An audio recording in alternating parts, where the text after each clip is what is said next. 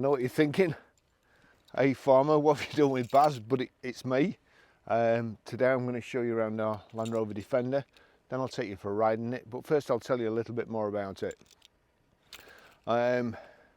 What car would you buy if you had one car to choose and had to keep it forever, keep it on the road, and know that throughout your life, whatever you had to do, whatever weather you faced, you could still only have that one car? That's it. Brilliant cars. It's a Defender 90 2.2 TDCi XS hardtop. It's four-wheel drive, it's the short wheelbase, EU5 engine, 2014 on a 64 plate, and has done 32,974 miles.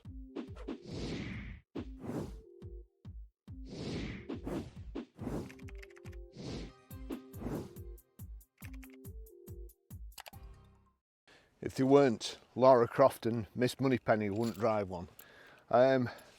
Just built to last. I'd like to know if there are any figures about how many Defenders have been registered and how many are still on the road, because I bet it's astounding. They just keep going and going and going. They're built perfect. That's, you know, if you touch something with that bumper, you don't have to get the body shop in to rebuild the front of your car. You know, it's just so well built. There's checker plate on top of the front wings here. There's nothing in it. Well, there's all the stuff in it that you'd need. It's got heated front windscreen, it's got heated seats, and it's got air conditioning. And that's it. I mean, that's my ideal car. No other electrics really, no electric seats, no electric door mirrors. You set them, that's it. You set your seat, that's it. Replacing an LED light these days, about 300 quid. 2 screws, fixed. No taking the wing off, taking all the radiator out, the panels in here to get to the indicator. 2 screws, bulb in, job done. I love them. This is the way cars should be made. It will go on forever. And kind of what you're paying now, they don't make them anymore. They make the new one, which looks fantastic, but they'll never be like these. They'll never be as easy to work on, as easy to fix, as easy to keep on the road. And as I say, just keep going. No matter where you want to go, it'll do it. So there's not a whole lot to tell you about the front, except it's got lights and indicators and the best of British badges on the front here. It's got the gloss black 5-spoke alloy wheels, Cooper Discoverer all-terrain 3 tyres. It's got the plastic wheel arch extensions. This rock guard, whatever you want to call it, also probably helps you slide if you're off-road, helps you slide over big boulders. Door mirrors, none of your flimsy electric things that somebody goes past you, catches it, and it ends up 300 yards up the road in a million pieces. It's on a big, there you go, big hinge. You hit it, it folds in. May smash your window when it falls in, but you've still got your mirror. Proper thing. The door hinges, the door hinges, big castings with the steel pin through the centre, 4 bolts holding them on. Modern cars these days, the checker plate along the sill there, checker plate to help you get in. It is quite a way up, to be fair. This has got the fitted roof rack as well, so you get all your fuel cans when you're going into the desert, get them all on there. These, well, I'll show you when we get round there. The big solid handle here. The only thing is that this massive wheel here, it does get a bit close to the handle, and you the rubber hurts your knuckles if you just get it wrong. But a bit soft, I suppose. Not a real farmer, I guess. In the back, There's heavy duty rubber lining. This has actually got a gun case in it for 2 shotguns. Obviously if you've got a pair of Purdy's and you want to keep them safe, locked up in the back there, then it's fitted for that. We've got a tow bar on the back here. Step, another step, the ladders up to the roof here to load on. So proper thing. Full-size spare wheel on the back, and these big Land Rover mud flaps. It's just built to last. It's built ease of use, ease of maintenance, ease of repair, and to go anywhere. I'll take you for a ride.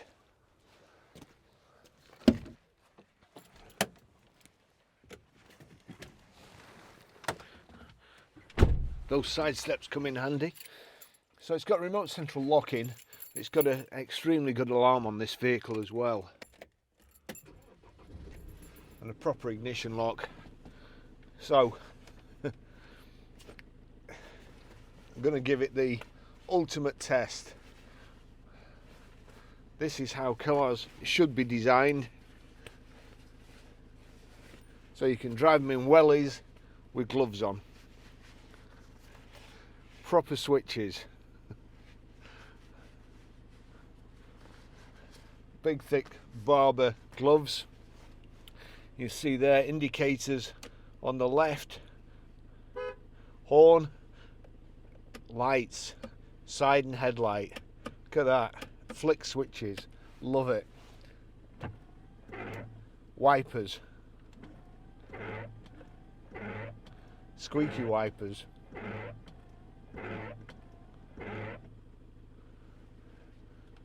Heated front screen, heated rear screen, electric windows, all perfect. Heated seats there, air conditioning, and it's got, I'll tell you as we're going along, I'll just put that, it's the heater controls, proper handbrake, heater controls, the old slidey ones. I can actually get my seatbelt on with gloves on as well.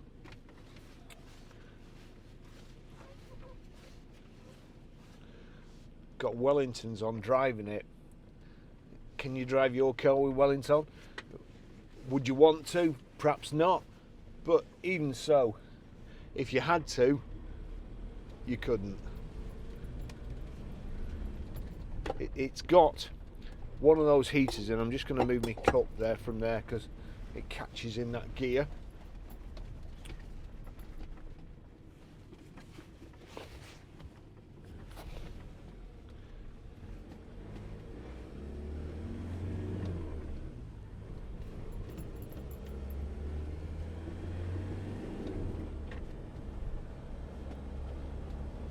Driving it up the motorway on the way here, 70 mile an hour, no problem. Wasn't particularly noisy or intrusive, and got the big knobbly all-terrain tyres on. But this is what it's kind of built for. But these days it is a fashion accessory. As I say, they're not building them anymore. So if you get a good example, then and you keep it nice, then you should be able to manage your depreciation or your investment and so on. As I say, they're so easy to work on. Proper switches. The gear, well, the clutch is reasonably heavy, not too bad, just like the older cars used to be. Nothing, no hardship. And you know, it's just a working vehicle if you want it, or a leisure vehicle, weekend shooting vehicle, hobby vehicle that you can go anywhere and it's just so well built. As I say, the door hinges, big thick castings, checker plate on the tops of the wings. No doubt when people go shooting and so on, instead of putting something on the bonnet and it just slides off and drops on the floor, they've got a nice hard surface that's not going to get scratched.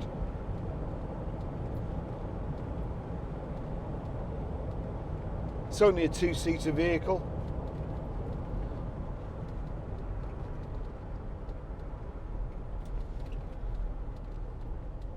The steering lock isn't fantastic, but to be fair, whatever gets in your way when you're turning, you can just drive over it if it's a curb or anything like that. Nice big high wall tyres, none of this low profile rubbish that you hit a little pothole and you have to throw your wheel away.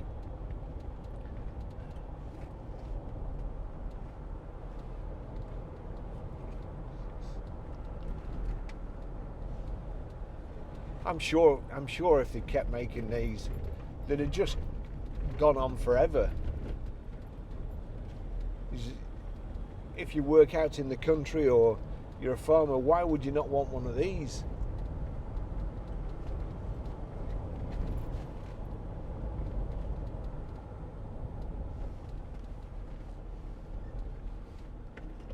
Oh, it needs wiper blades, if I'm honest.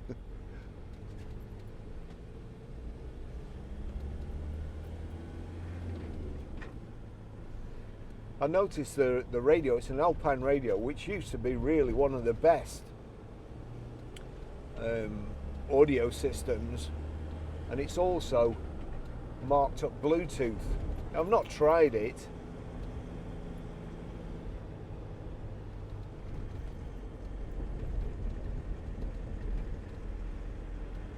plodding up the hill. I should have changed gear. Very, very lazy driving from me there. But diesel engine, he was up there in the petrol doing that big diesel thud, thud, thud, gets you up the hill.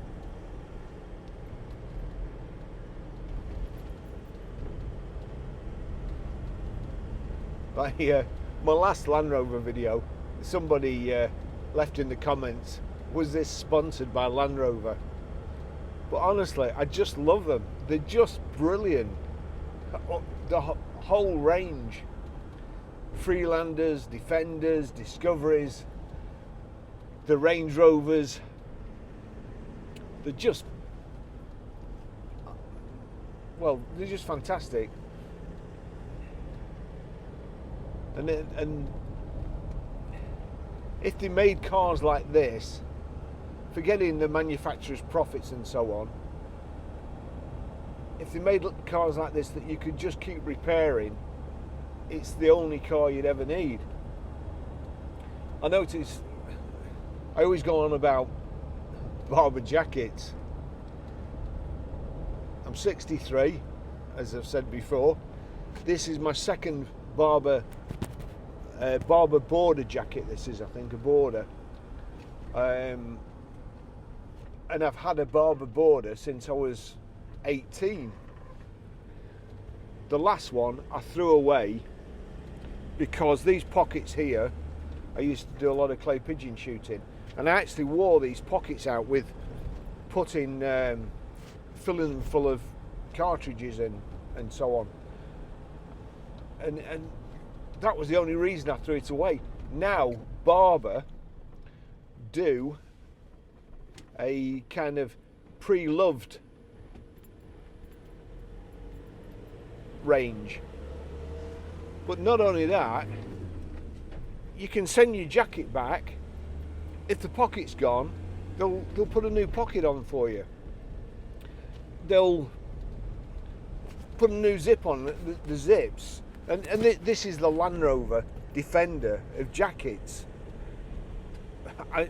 I've had this for 21 years now. It's like brand new, and I've worn it in some awful weather. I always carry it in the back of my car in case anything goes wrong.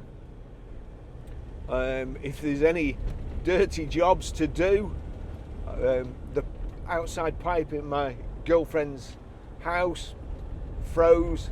When it defrosted, it had split the pipe and there was water spraying all over the place. And believe it or not, it's an old cottage and the only stop tap is in the road, no stop tap inside. So I donned me Barbour jacket, attacked it. There was no way I couldn't get behind it or anything because it was against the wall and it was just spraying out. And all was going okay until it sprayed up there. And it's actually got storm cuffs, but on this day I hadn't fastened them. And it sprayed up there, went right, and it was very, very cold. Up me jacket and all inside. So that's kind of one disadvantage. It holds the water in as well. But yeah, so if you were all this these days, all this, you know, being green and saving the planet, if that's really what you wanted to do, you'd buy a Defender and you'd get a Barbour jacket, probably Levi's, a couple of pair of Levi's. Oh, my wellies, I bought these 20 years ago.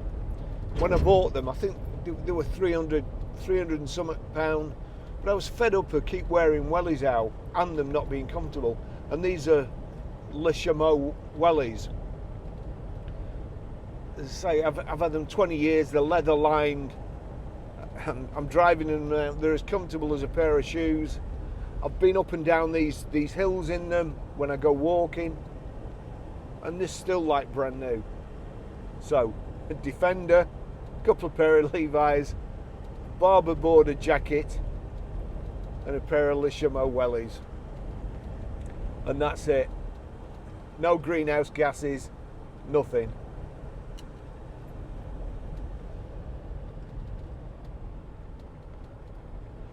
Now that,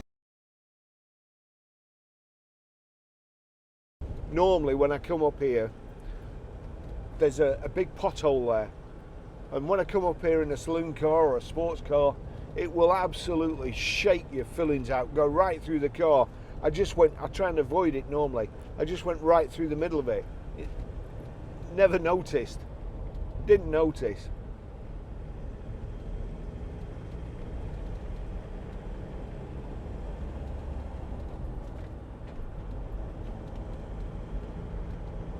Been very, very well looked after, this car.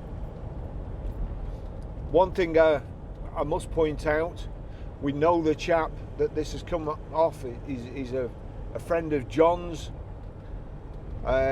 Unfortunately, he lost the service history book when he moved,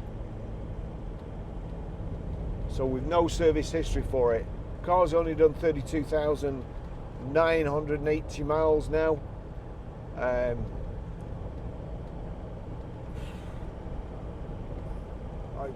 I don't know. It's obviously that's backed up by MOTs and so on, and also the condition of the vehicle. It must be one of the nicest examples out there. The last Defender we had, that the phone melted, and a chap bought it from Yorkshire, I think, lives up in the hills, had all sorts of four-wheel drives, and he had a Defender and then changed it for something else, and he went back to a Defender.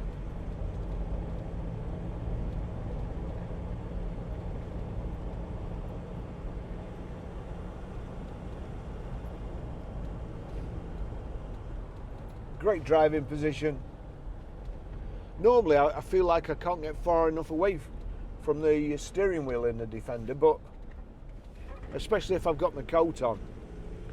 But I'm fine in this. Heated seats are nice and warm. Oh, just a matter of interest, I've also got a Barbour trench coat that when it's really, really lashing down, of course that comes past your knees. I've had that for probably 35 years, and it's absolutely, it's like new, never been re-waxed. It's just like brand new. And if you do get one, or you've got an old one, 50 quid, you send it to Barbour, they clean it and re-wax it for you.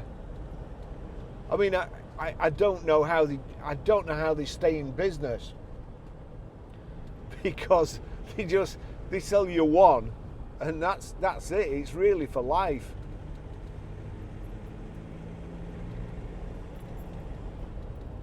Same with Defenders. I mean, what? They've been the same shape for virtually ever. Why would you change? It's the same dashboard and they're pretty much the same equipment, and it'll just go on forever. I'm beginning to see now why they changed the shape after about 100 years.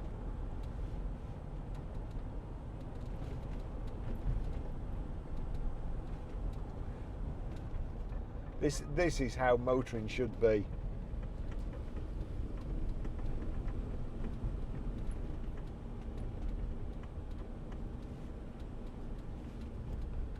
And I'll try and cut it in again. Vinnie Jones was on Twitter giving a Lamborghini owner some grief. Well, it might have been Vinnie Jones's Lamborghini Urus. Got stuck in a muddy field, and the Defender, they had to get a Defender to tow it out.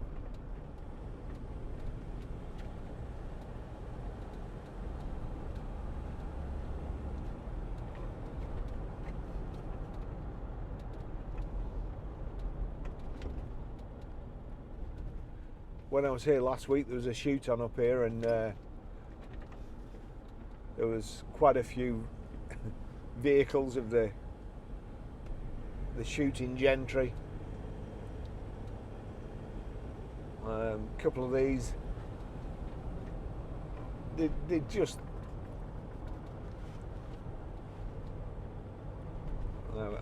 I'm not sponsored by Land Rover, honestly.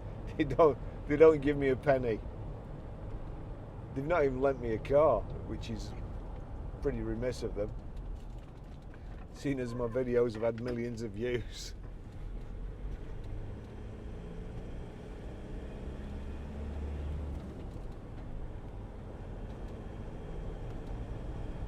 I do wish we had an off-road place. I noticed they've opened a scrambling track up further up in the country here.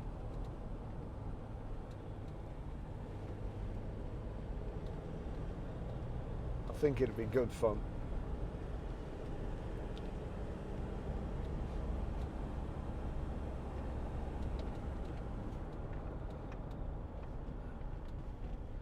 Certain Death Corner 2.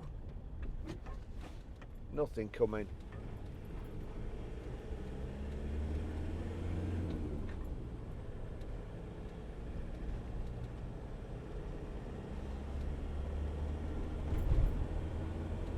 Big clutch, big clutch and flywheel. Hard to get a really smooth gear change, but not bad. No whiplash.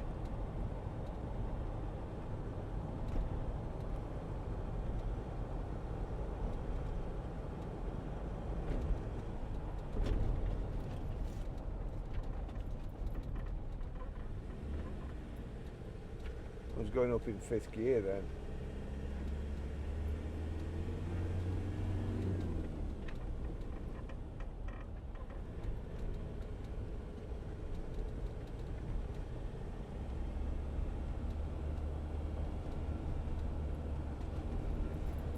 You know, usually you get a bit of kind of float in the prop shaft, a bit of play, and there's a bit of a clank when you change gear. it's all good. There's this roof here, these hooks hanging off it. Around there, was it?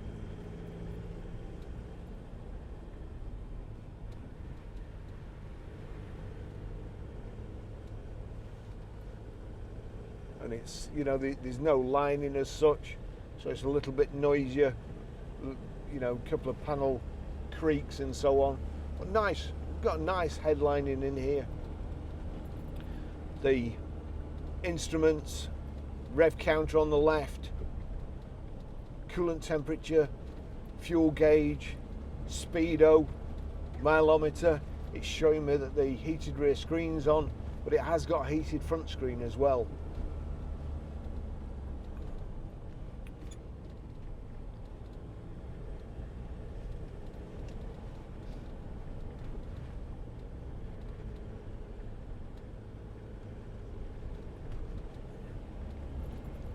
It just makes you want to go over the side there and through the river. Forget about the road.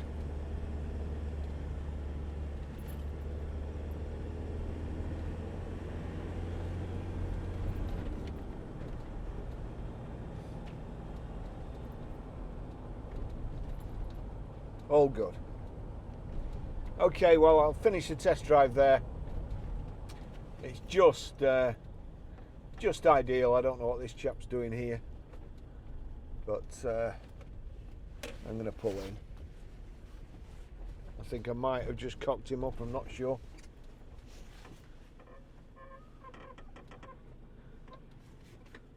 I think it probably needs a bit of WD 40 on that clutch pedal.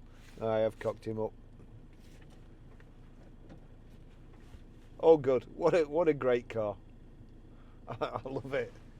This would be ideal for me, really would. Get in it, go anywhere, chuck your mountain bike in the back, flipping canoe on top, whatever it is you want to do at weekends. Absolutely ideal. Thanks for watching, and go and get yourself a Barbour jacket and a Defender. I'll see you in the next video. Ta-da.